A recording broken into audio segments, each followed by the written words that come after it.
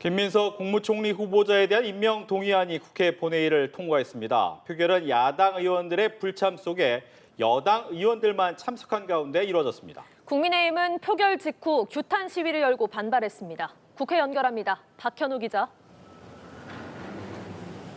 네, 김민석 총리 후보자에 대한 인준안이 조금 전 본회의 문턱을 넘었습니다.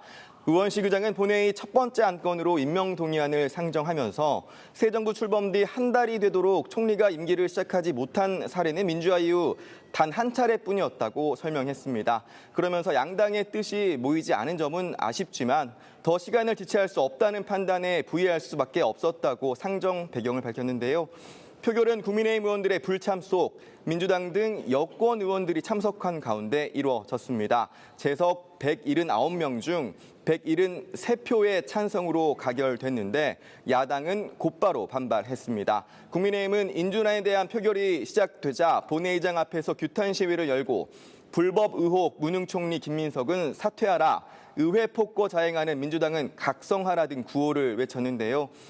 또 여당이 다수당의 횡포로 국민의힘을 이길지는 몰라도 국민은 이기지 못한다며 임명 철회를 재차 촉구했습니다.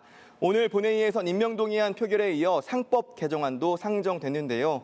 국민의힘은 앞서 상법 개정안 처리에는 합의했던 만큼 이후 본회의장의 입장에서 표결에 참여했습니다. 반대표를 던진 야당 의원들도 있었지만 다수의 야당 의원들이 찬성표를 던지면서 이른바 3%룰 등이 포함되어 있는 상법 개정안은 총 220표로 본회의장 문턱을 넘었습니다. 이로써 상법 개정안은 이재명 정부 출범 뒤 여야가 사실상 합의 처리한 1호 법안이 됐습니다.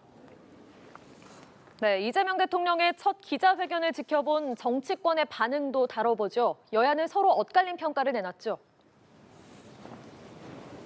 네, 민주당은 앞으로 펼쳐갈 국정과 대한민국의 미래에 대한 국민 기대를 더욱 높이는 회견이었다고 평가했습니다.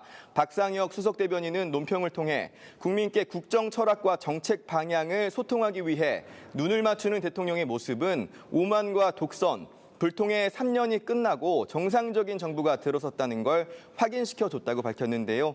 반면 국민의힘은 회견 내용 중 좋은 내용도 있었지만 지난 한 달에 대한 자화자찬만 가득했다고 깎아내렸습니다. 송원석 비대위원장은 의원총회에서 이같이 밝히면서 공식적으로 역대 대통령 취임 뒤 가장 빠른 첫 회견이었다고 하지만 역대 대통령 중 가장 빠른 자화자찬이었을 뿐이었다고 쏘아붙였습니다. 지금까지 국회에서 전해드렸습니다.